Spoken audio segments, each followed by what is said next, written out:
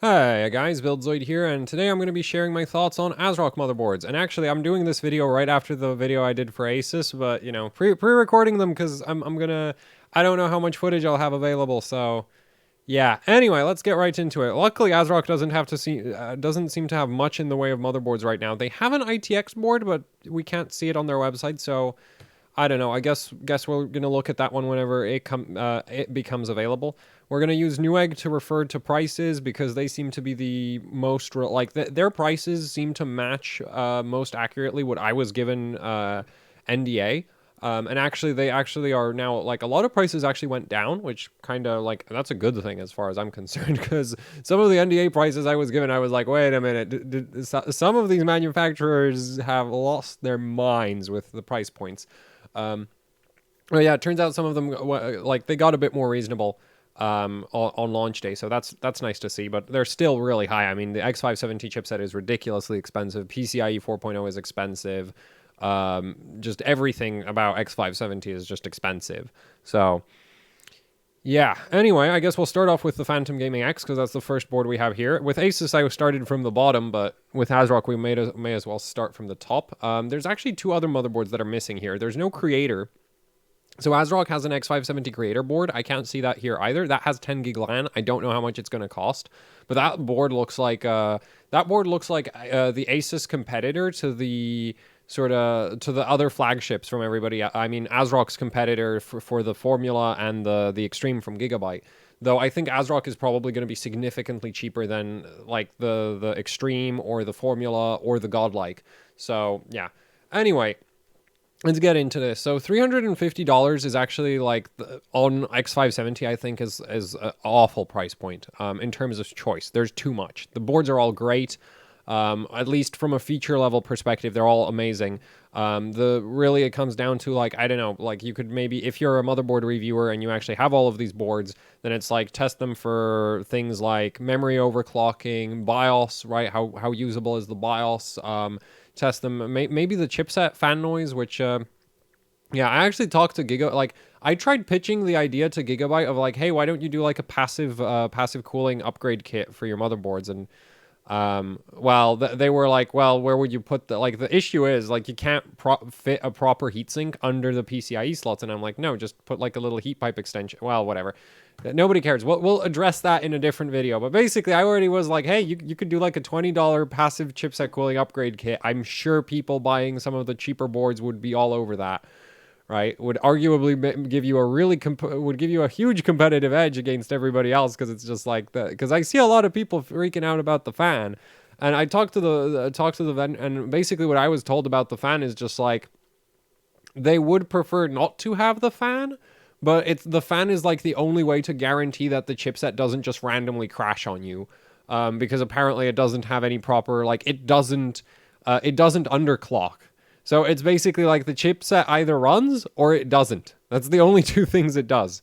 And so to make sure that the chipset keeps running, everybody's going with fans because worst case scenario, if the chipset starts overheating, you can just crank up the fan to like ludicrous speed.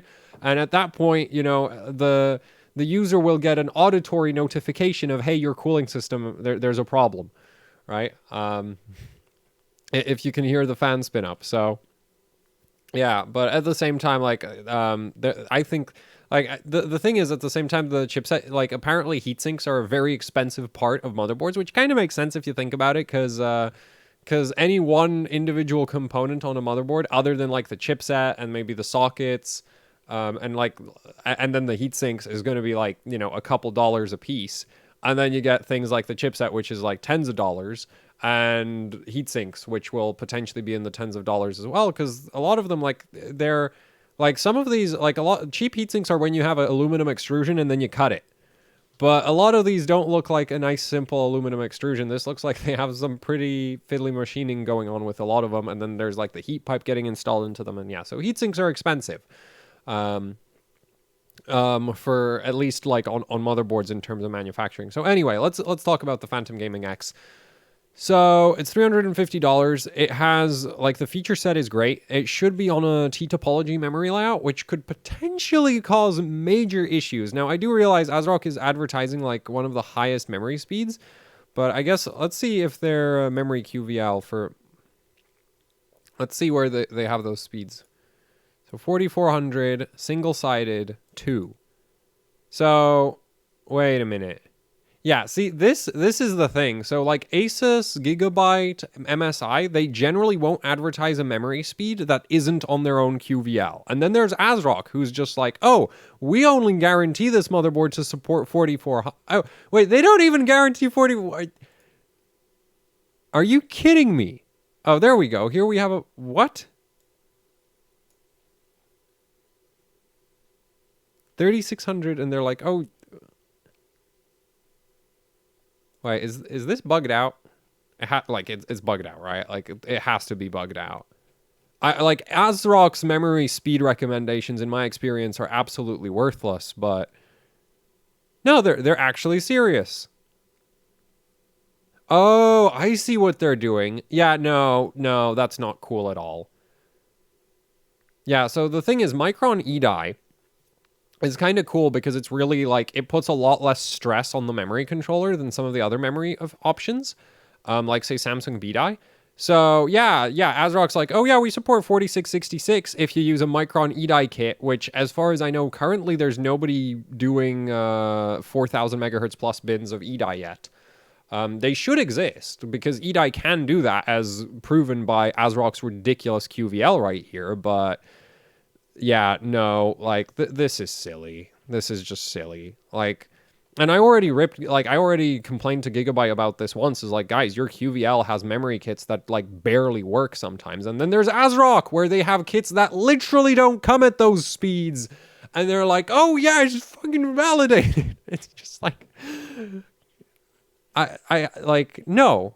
Like, no, you don't do this. If the highest kit that is actually doing, like, spec is, I think this. Yeah, 4133. All right, that's a 64 gig kit. And they validated two sticks, right? I'm not reading that wrong. Like, they're 2/4, so I assume...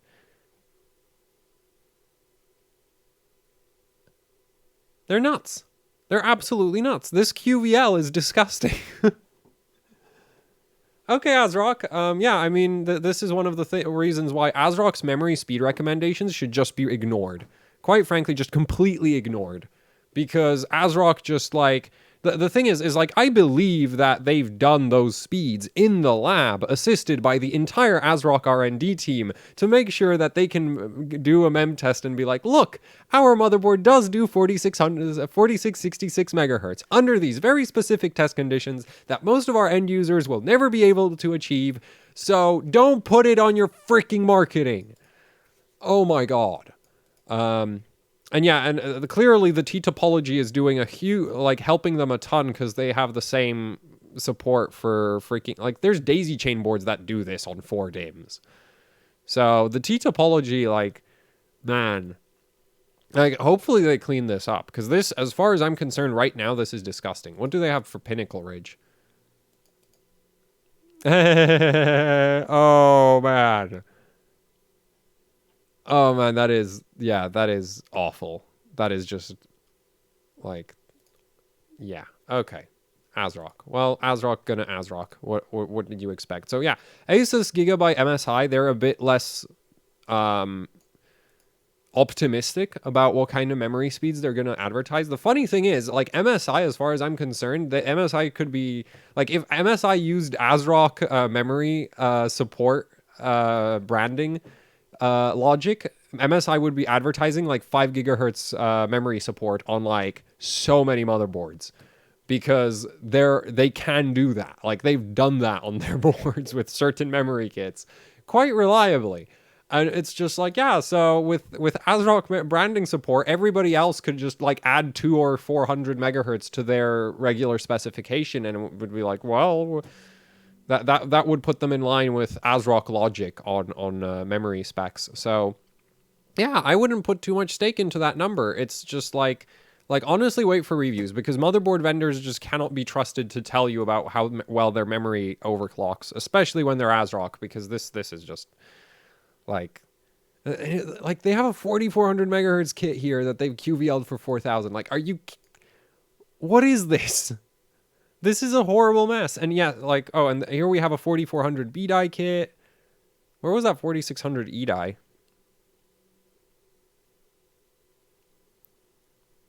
Yeah, there's your 4600 E die. Like, no, this is just a disgusting mess. Like, anyway, so yeah, the memory section, it is probably a T-topology board, but it doesn't seem to actually be helping Asrock in any way because their high-frequency support for 4DIMM configurations, according to their own QVL, really doesn't look that impressive. So, yeah, well, oof. Just oof, as far as I'm concerned. Anyway, now, like, this is annoying. Like, honestly, just and I already like even Gigabyte is like some of the like I've complained to them about this where it's just like, guys, your motherboard is just like, oh, it works as long as you use XMP kits. It's just like, okay, well, with Asrock it doesn't work even if you use XMP kits. It's just like supports random things based on whatever Asrock felt like testing right now. So that's great. So yeah, I just ignore the memory spec. Honestly, like I really wish we had motherboard reviews that really focused a lot on like testing a whole bunch of different memory configurations, but the thing is, it's super time intensive. So that makes that really, really awkward to do. And so getting good information on which motherboards actually have like good memory support is really hard. Because the thing is, a lot of motherboards, they'll have like some motherboards will work really, really well with like one kit of memory, and then they won't work well with anything else. And then you have motherboards where they're like pretty good with everything, but they don't necessarily hit like the very top speed, right? But I'd rather have a motherboard that is consistent and works well with every random kit of RAM that I pick up, rather than a motherboard where it's like, oh yeah, as long as you use this exotic G-Skill kit that costs $500, it'll do 5 gigahertz, and if you use anything else, it'll get stuck at 4,000. It's just like, no, that's not good. That's like an extreme example. That's not like that was hypothetical. I've not actually seen a motherboard behave quite like that. Usually if there's like there's usually a couple brands that'll behave similarly, but yeah, it's not like but still, it's like there are motherboards where it's just like with some kits they just don't do very well for no apparent reason, and they do really well with others. So anyway, what else do we have on this board? The VRM on this is it's a 12 plus 2 phase, isn't it? I think 12 plus 1, something like that. It does use doublers. It's honestly like the VRM on this is not any worse than what you would get on a lot of the other $350 boards. Feature set wise, I really like it. The rear I/O looks actually great because you get a clear CMOS button, you get your BIOS flashback, you got your Wi-Fi, like decent amount of USB ports, 2.5 gig Realtek, 1 gig Intel, like good feature set on this board. The main thing is that overall, I think if you don't care about the 2.5 gig Realtek LAN, the Taichi is a much better deal compared to this motherboard. Because if we look at the Taichi's $300. It has the exact same feature set. It probably has the exact same ridiculous QVL. Oops. Where is it? Memory QVL. Yup.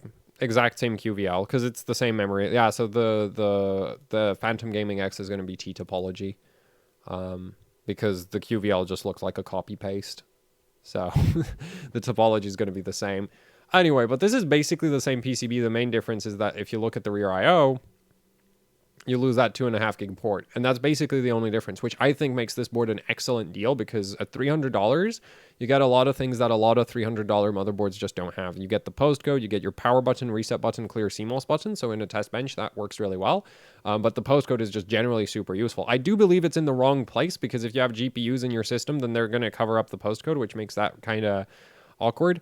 Or if you have like an M.2 expansion card on your chipset at the very bottom, that'll cover up the postcode as well. Like basically anything you install in that last PCIe slot is going to cover up that postcode, which is really annoying, which is why the postcode, as far as I'm concerned, should be up here, not down there, but whatever. VRM is still the same VRM as what you get on the Phantom Gaming X. I've done a PCB breakdown for the Taichi, so you can just watch that there if you want details on the VRM. Basically, at this point, I just have a mental note of like VRM was good, VRM was bad for all the different motherboards. So anyway, that's kind of what's going on with this board right here. So I like the feature set of this thing For $300, assuming Asrock hasn't like their memory QVL does not inspire confidence right now, but assuming they didn't botch the BIOS, this shouldn't be for $300. This could be a really solid motherboard. But also like wait, I'm checking USB. It doesn't have as many USB 3.0 ports as I'd like to have, but still, most people don't care about that. I'm an anomaly with my ridiculous USB requirements. So anyway, yeah, that's the Tai Chi. Really not a bad board. And if we scroll down through here, the metal backplate is actually kind of neat. I think they're using it for sinking some of the heat from the VRM, but also it's just not like if you're on a test bench, it just gives nice reinforcement. And also if you're using heavy air coolers, it further just rigidifies the whole board against like flexing from those. So that's nice. And yeah, it's a 12+2 phase configuration. Bunch of doublers in there, but it's all intercell and SIC 634. 50 amp power stages from Intersil as well. No, Vishay Semiconductor. Yeah. And their website is evidently not scaling well with my... This worked really well for when I was doing ASUS because I could have the prices on the side here and the boards over here. But yeah, with Asrock's website, the scaling doesn't... Yeah, it doesn't seem to like me. It doesn't seem to like my idea very much, but whatever. I do have one complaint right here. DR MOS is the integrated is 50 amps continuous current for each phase. No, absolutely not. Like the thing is, if you push that 50 amp spec for a power stage is normally done in a testing environment of one power stage on like 1 square inch of bare copper. Which basically means you have some like it's not the same as having 12 of them in a VRM right next to each other. Right now, you can do 50 amps continuous through a 50 amp power stage. You just need way more cooling than any motherboard will provide it in this kind of configuration. So this is misleading. It's not a 600 amp VRM solution unless you throw like a custom water block on it.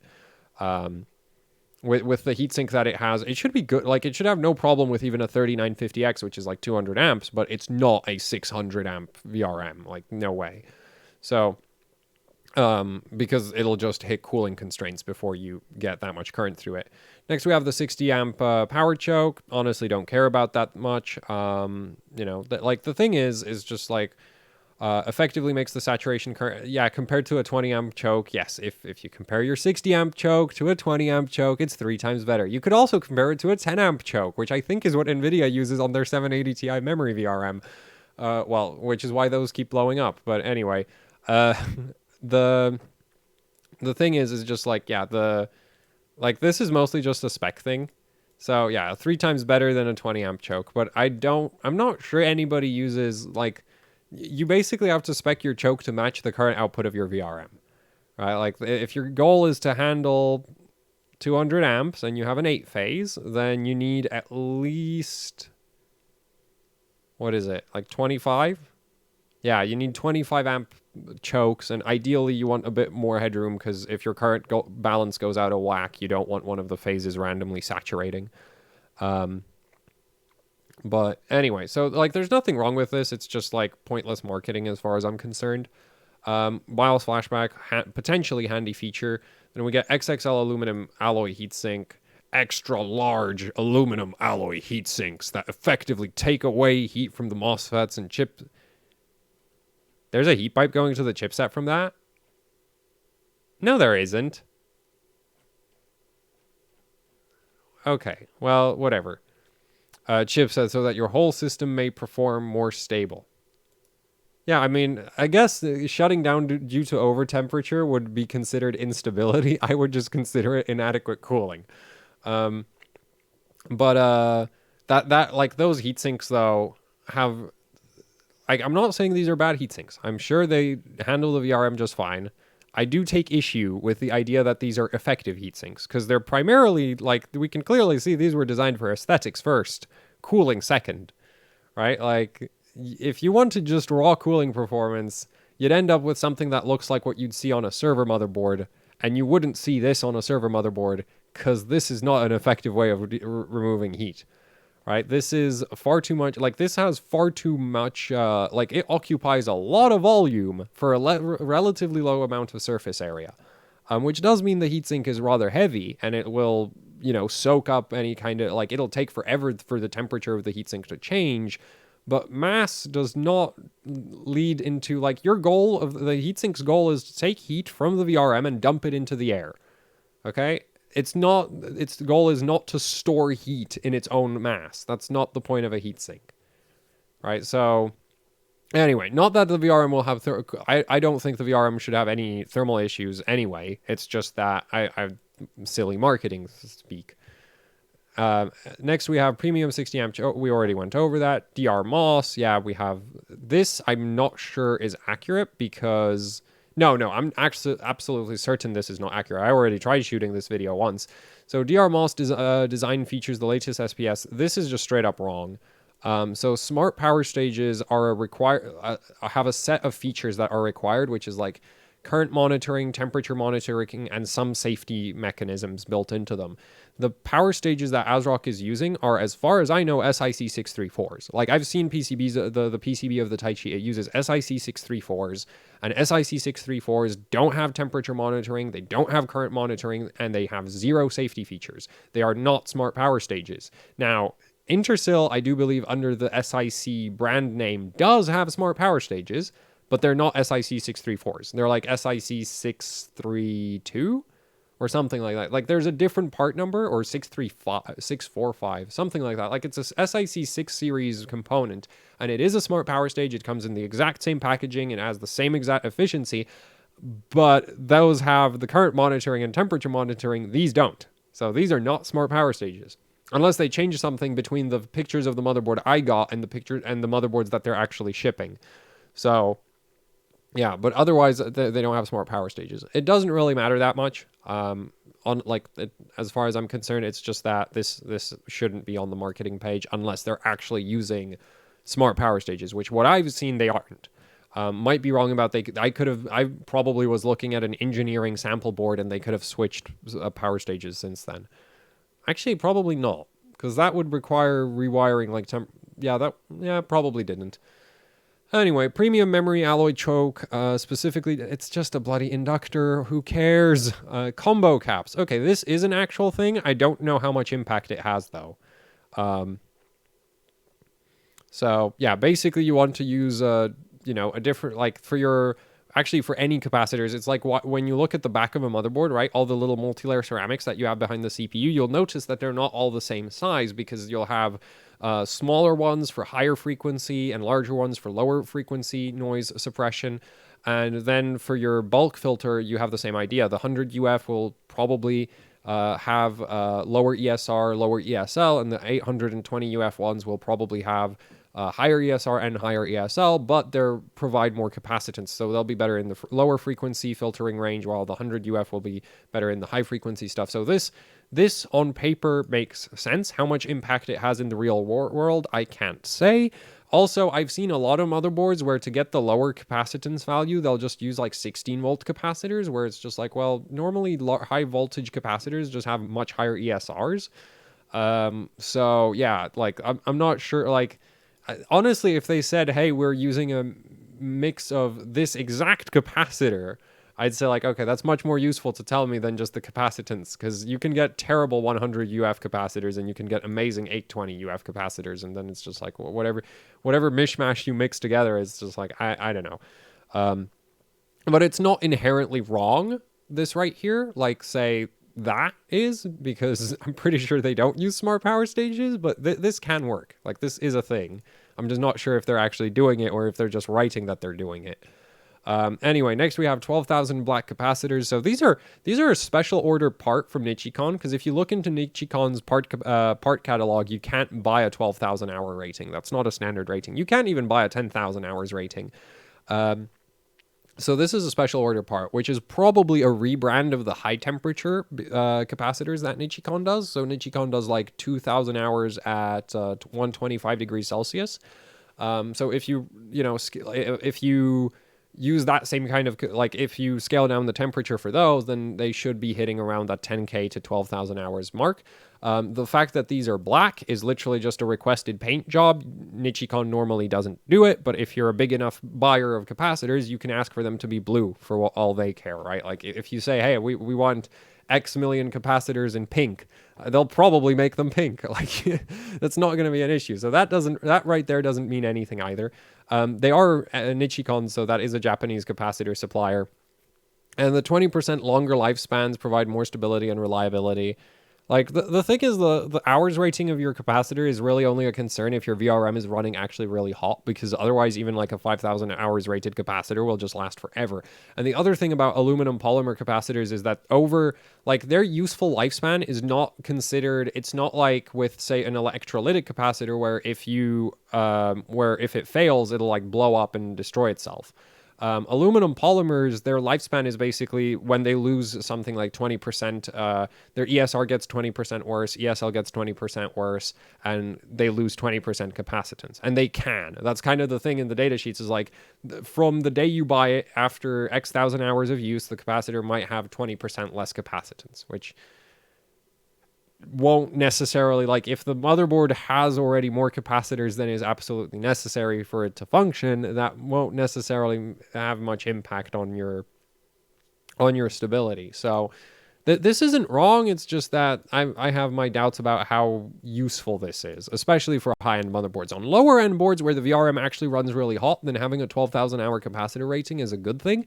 Though there I'd argue you could spend less on really nice capacitors and spend more on a better VRM or better heat sinks, right? Both, like, there's more ways to solve that issue than just getting really high temperature rated parts. Anyway, next we got I/O. Yeah, so the usual I/O plastic garbage, matte black PCB, pretty standard for high-end boards, high-density glass fabric PCB. So this, I think, is just for the signal integrity. What I find interesting is that high-density glass fabric design that reduces gaps between PCB layers to protect the motherboard against electrical shorts caused by humidity. I'm not sure how true that is, because, like, PCBs are made of epoxy and glass fiber. So I'd assume any gaps between the glass fiber are going to be filled with epoxy. So yeah, but what I do know is that you can, like, getting high density glass fiber. What it does do is you get better signal integrity with it. So that's like an option you can spec out with a lot of suppliers if you want a lower loss PCB.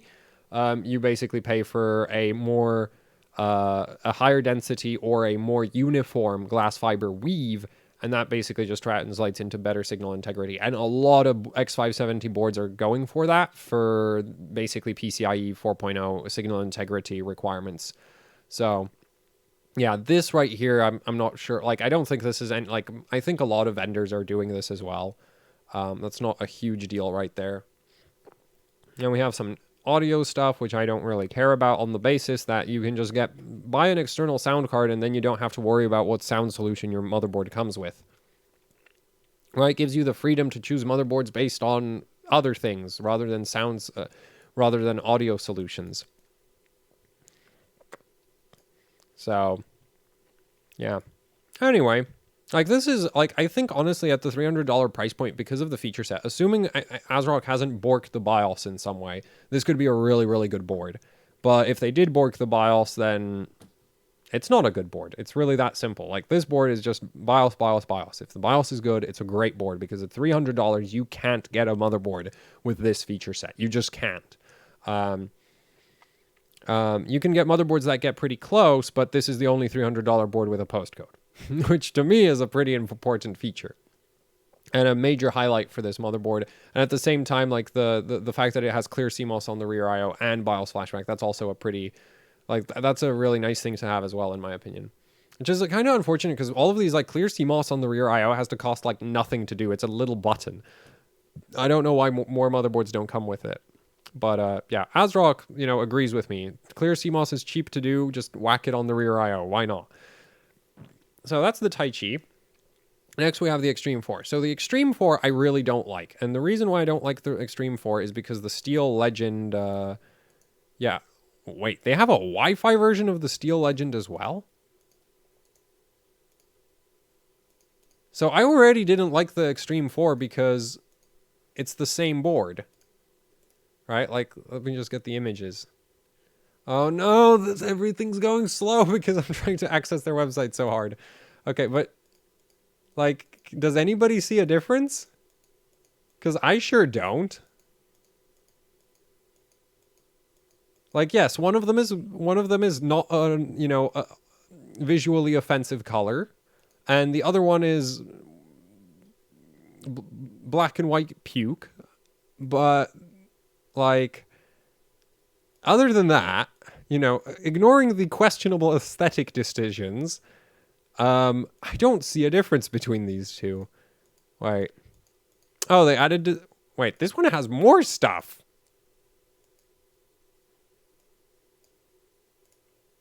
Where's the Steel Legend? Yeah, Steel Legend's $199. This is $239. This has a DisplayPort. This doesn't have DisplayPort. The fuck? Wait. Both have Intel Gigabit LAN. Are they seriously just trying to, like, did they literally just decide, oh yeah, if you want a motherboard that doesn't look god-awful, then you have to buy the Extreme 4?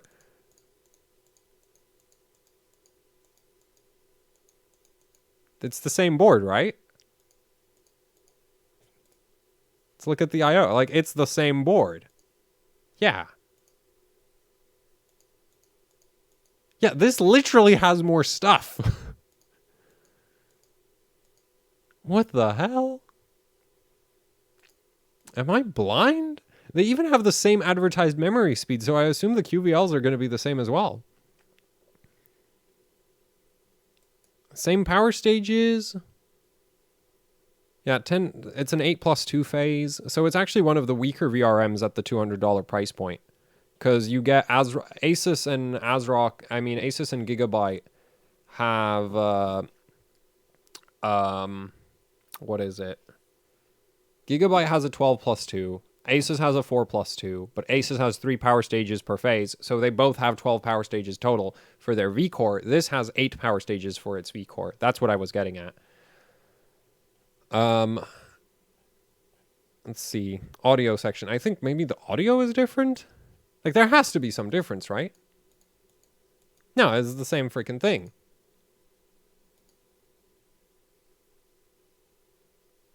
NE...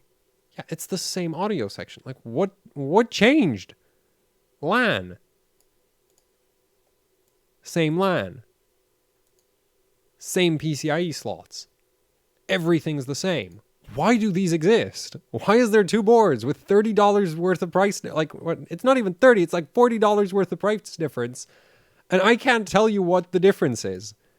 Like, Asrock, what the hell? Okay, so we'll just ignore that the Extreme 4, like, is... No, they both have the same chipset. Like, they're the same freaking board. Yeah, okay, I'm at a total loss for words, so we'll just ignore that the Extreme 4 exists. And, there we go. Yeah, anyway, that's my desktop wallpaper, if anybody cared.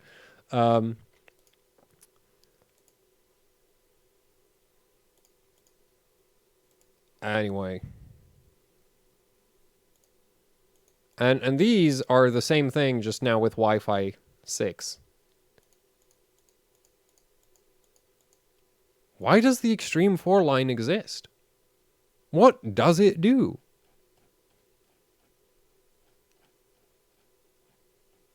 Yeah, high-density glass fiber, 2-ounce copper PCB, which is standard for high-end boards, just by the way. Oh, this doesn't... Wait. What? Really? This doesn't have the 2-ounce copper? But it looks like the same PCB.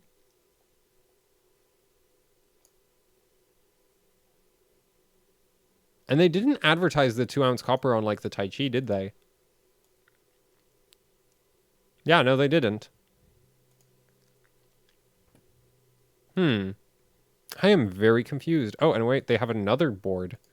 Is this one even more confusing? Oh no, this one's actually low end. Okay. I'm like, wait, is this another Steel Legend with a different paint job?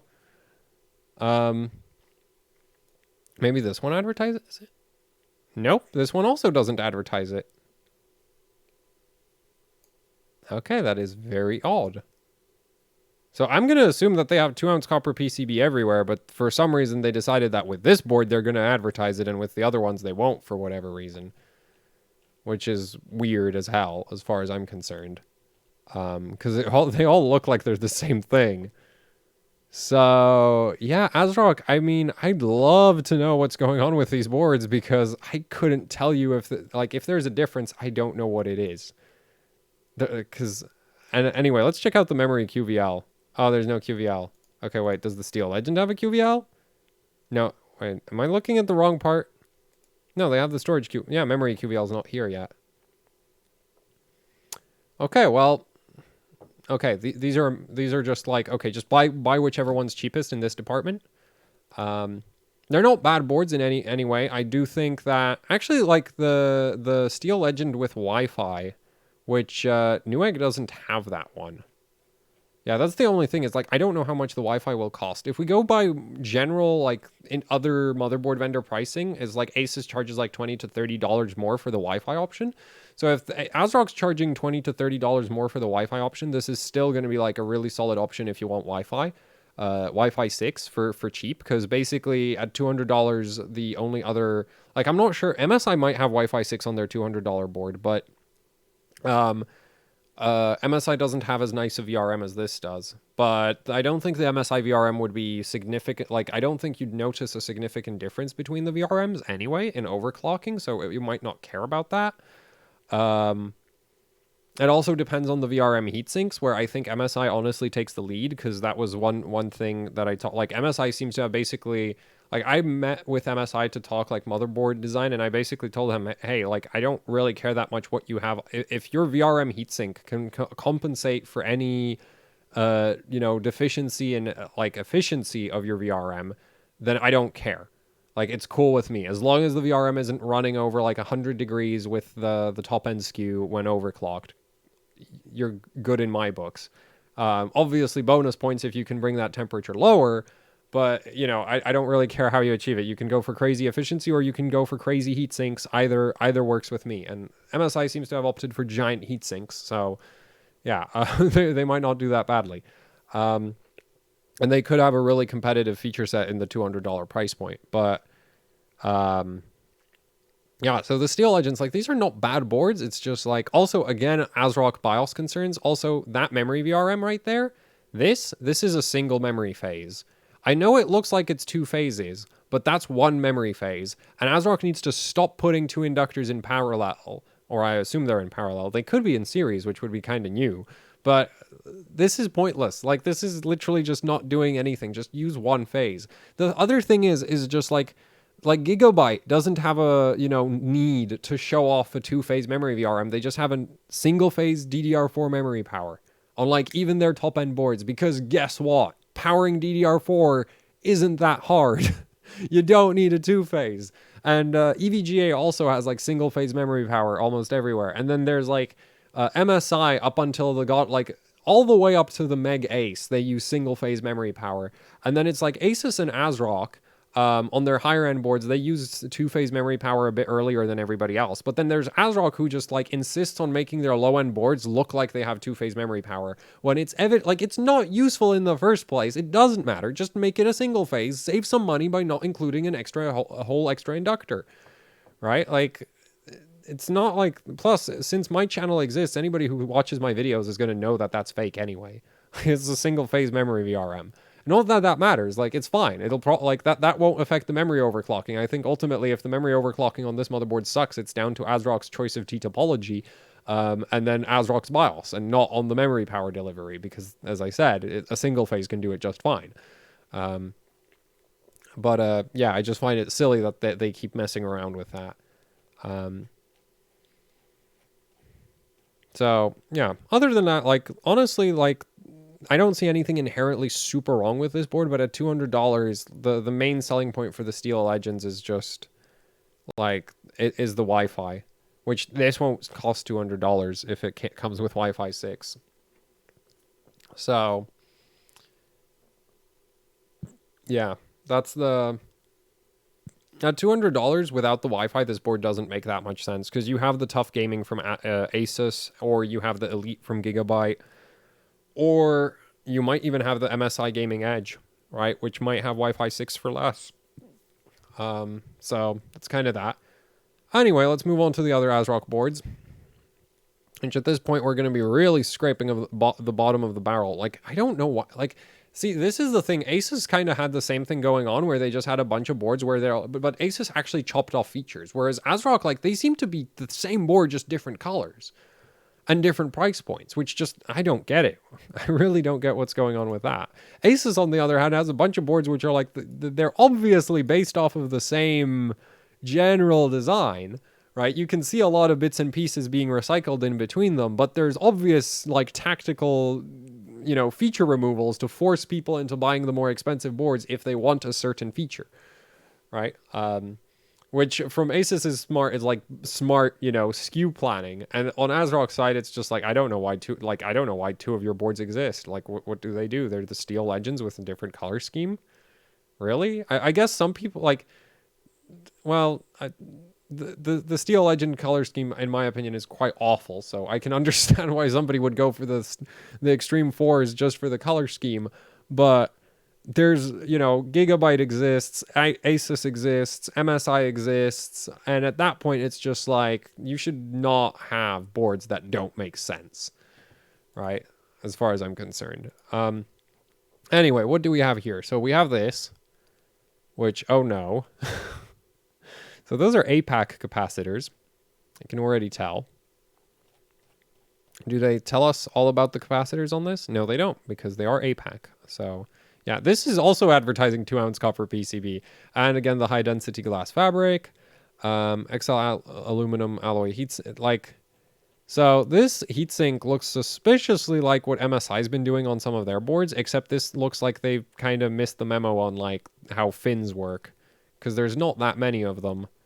Also, that VRM, like the VRM on this looks concerningly similar to what they have on the X470 Master SLI, and the same goes for the Pro 4, and the like even the MATX Pro 4. I'm honestly kind of sad for anybody who's a fan of the MATX form factor, because that's a dead form factor. Like, I've been talking to board vendors about that, and they're like, yeah, MATX just doesn't sell, so we're not doing it anymore.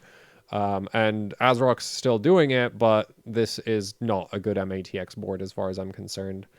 That's a whole lot of inductors, but that controller right there does not look like it can handle that many phases. Now, they could be using doublers, but I don't think we have a back of board picture anywhere, so we're not going to be able to see that. And overall, it's just like, yeah, if you want MATX, you're kind of screwed right now. I don't really like these boards. They're not even that cheap. Like 170, you can get the X570-P from Asus, which is actually like a really nicely built board. You have a nice, like it's still like I'm pretty sure this is a 4-phase, and the Asus VRM is also a 4-phase, except the Asus VRM uses 250 amp power stages in each of its phases, whereas this is, well, with all probability, the same MOSFETs they're using up on those two inductors for the SoC, and those aren't, like, they're discrete MOSFETs, and they look like like, if they're the same MOSFETs Asrock has used before, they're terrible. Like, they're just straight up terrible, and there's not going to be enough of them under that heatsink. So, yeah, this right here, and the heatsink itself does not look that substantial. So, yeah, this whole thing is just, I have serious doubts about how good this motherboard could be. Like, this is probably, in terms of build quality, this is probably one of the worst boards on X570. Now, if you're getting a 6-core or an 8-core, you know, 3700X, 3600X, 3600, not really an issue. They don't pull that much power. But, yeah, I'm just like, oh, they have a silly marketing name for their black PCB, but that's glossy. So, anyway, DigiPower... That looks like a UPI controller, though. Like, the way the part number is placed on that looks like UPI. Because that's how UPI does their part numbers, right down the center. And really little. But I might be wrong about that. That, like, on semi, you have a great big on semi, like, on circle up in the center. IR, you have the I and the R, really obvious. Infineon, they basically have really long names, so you can tell it's an Infineon because the name just goes from one edge of the chip to the other edge of the chip. Monolithic power systems have, well, you don't see them on motherboards, so we can just ignore that they exist. Intersil has a little eye on the center of their chip, normally. But yeah, that looks a lot like a UPI. So I don't really think that that can support that many phases. So, but they could be using doublers, so it could still be a 10 phase, but it's just like doublers don't save you from crap MOSFETs, which is what I suspect is the real issue with this motherboard, but I can't tell without the heatsinks removed. So, well, doublers can help you if you have crap MOSFETs, but it's just like there's a limit to how bad the MOSFET is before you can't save it, right? Like, if it's really, really bad, you should just forget it. You can just give up. There's no way you're fixing it. So yeah, this right here, I mean, oh, and we have the silly 2 inductors in the memory VRM that doesn't do anything. And this seems to be using different capacitors from like this one. Isn't it? Or am I... Ah, this cap is different from all of these. And then these are also different. So that's interesting. So they might be mixing like Nichicons with APAC. Which is fine. Like, APAC is a normal, like, they're a Taiwanese capacitor manufacturer, but they're all aluminum polymers, and they're standard sort of for, like, mid-range to low, like, mid to low-end Asus boards, mid to low-end Gigabyte boards, mid to low-end Asrock. Though this is one of those boards where I think it would actually benefit from having 12,000 hour rated Nichicons, because that VRM looks like it's going to roast. But, yeah, and here we have the, wait, is there a major feature design, like, major feature difference between these two? Because... these might be a color change. Wait. Oh, that's just the name shifting. Wait. If I scroll down and try to get the text. Okay, I can't get the text to match up. Polychrome. Yeah, the highlights look exactly the same, don't they? HDMI DisplayPort, HDMI DisplayPort. Yeah, that looks the same. So... yeah, I think honestly Asus and Gigabyte win the low end. MSI also makes a convincing argument in the low end, but not as nice as Gigabyte or Asus. And then Asrock is just like I'd rank them even below MSI, because this just looks terrible in so many ways. So yeah, that kind of sucks. But again, like, so the highlights for me with the Asrock lineup is really just the Taichi. Like, the Taichi looks like a really great sort of, for $300, it just kind of wins. The $300 price point, there's not really a better featured board, and then it's just like, hopefully Asrock doesn't screw up the BIOS. Because otherwise, you know, your other options at $300 are the Strix-F, which has no features, as far as, like, that board has barely anything on it. Because Asus needs to sell you a Strix E somehow, so, yeah.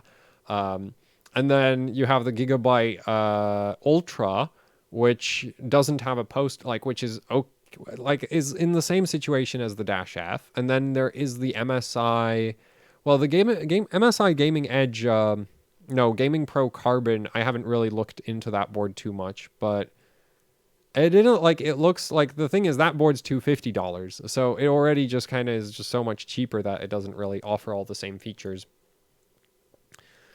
So, yeah, like, Taichi looks like a really great board, like, really good bang for buck, and everything else is just kind of like, there's better options, in my opinion, from other vendors, assuming, you know, I'm assuming with all of my judgments here that there's no major BIOS disparity, and if there is a major disparity, I would assume it would go in favor of everybody else, right? Like, Asrock's BIOS has not, Asrock, and they're like, Asrock, with, in my book, Asrock doesn't have the best track record with their BIOS.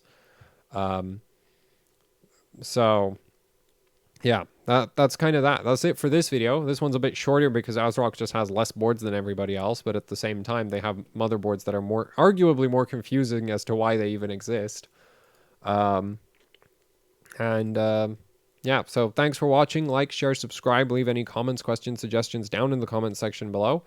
And if you'd like to support what I do here with actually hardcore overclocking, then I have a Patreon if you'd like to support me directly. And if you'd like to buy... oh, damn, this thing is cheap. Okay, now, you know what that actually... well, I didn't know that I'd buy a motherboard that's $15 cheaper than a motherboard that's, like, good. Just because it's 50... like, yeah, anyway... Still, so if you'd like to support me directly, there is Patreon, and if you'd like to buy merch, then, you know, shirts, posters, stickers, socks, that kind of thing, hoodies. You can find a link to Teespring down in the description below, and also to the Patreon for the direct support. I did mention like, share, subscribe, leave any comments, questions, suggestions down in the comment section below. And that's it for the video. So thanks for watching, and goodbye.